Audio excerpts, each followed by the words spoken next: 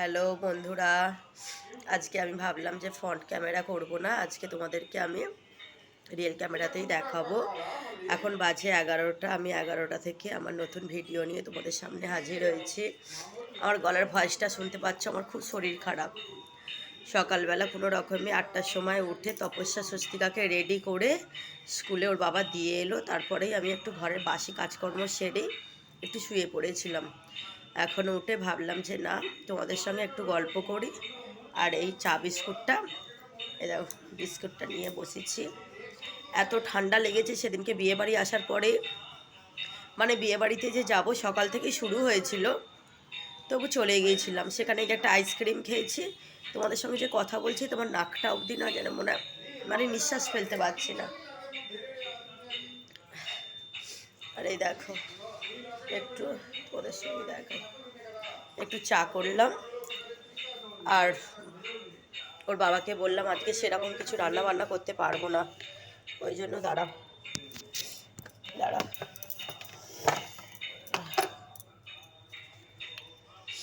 দেখো এখানে ধনে, জিরে, মরিচ আর আদা ভিজিয়ে রেখে দিয়েছি, ঝোল করব। মুখে কিছু ভালো লাগছে না। আর ওর বাবাকে বলেছি আসার সময় তুমি একটু পাতি লেবু নিয়ে আসবে। আর ওর বাবা, দাঁড়াও একটু তোমাদের বসে পড়ি, দাঁড়িয়ে যে কথা বলবো তাও বলতে পারছি না। মাথা টুপিটা কালকে সারা রাত পরে শুয়েছিলাম, এসি চলছিল। সত্যি কথা বলছি, একটু গরমও আছে আবার ঠান্ডাও আছে। আবার ভোরবেলা তোমাদেরকে দেখাচ্ছি, আমার কাজের বাড়া হয়ে গেছে। ভোরবেলা আবার দেখি বৃষ্টি হয়েছে, ওইদিকে যা কালকে ওয়াশিং মেশিনে কেচে যা শুকনো করতে দিয়েছি সব ঝাপটাতে আবার ভিজে গেছে।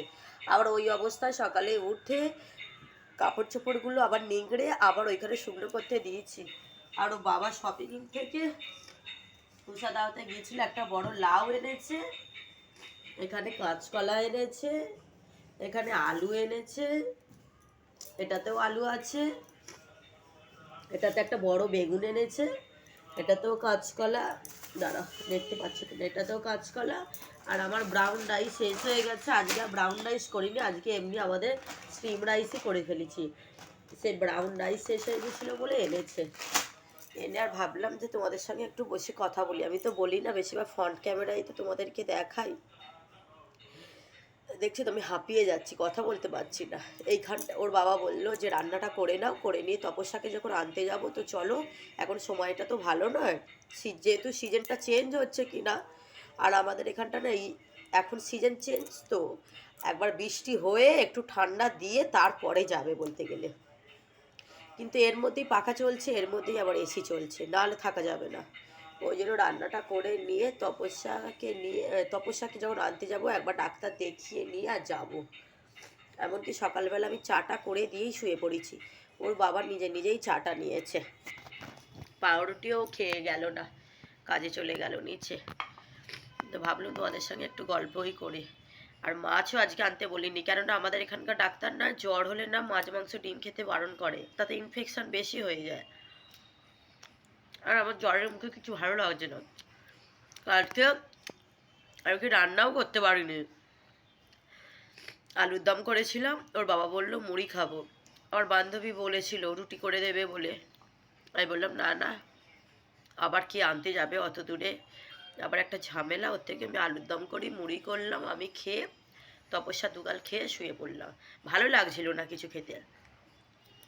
না হলে আলুর দমটা যখন করলাম, যখন আর দু মানুষে তো খাবো, 8টা রুটি হলেই হয়ে যেত, ভালো লাগছিল না, মানে খেতেও ইচ্ছা করছে না, তৈরিও যে করবো সেটাও ইচ্ছা করছে না। নাহলে দেখো এখানে এত বাজার নিয়ে এসেছে রেখে দিয়েছে, এইসব গোছাবো তাও ভালো লাগছে না, কিন্তু গোছাতে তো হবে, নাহলে তো ওরা স্কুল থেকে এসে আর দেখতে হবে না। আর ওইখানটায় বারান্দায় সব ভিজে গেছে, আবার সব ওই সকালবেলা নিংড়ে আবার শুকনো করতে দিয়েছি। ভোরবেলা নাকি বৃষ্টি হয়েছিল তাতে। তো ভাবলাম তোমাদের সঙ্গে বসে আমি একটু কথাই বলে নিই। ভিডিওটা এইটুকুই রইল, কষ্ট হচ্ছে কথা বলতে পারছি না। আবার আমি যদি ডাক্তারখানা থেকে যদি আসি করব, তো না হলে আমি আবার নেক্সট ব্লগ তোমাদের সঙ্গে শেয়ার করব। ওকে, টাটা। হ্যাঁ।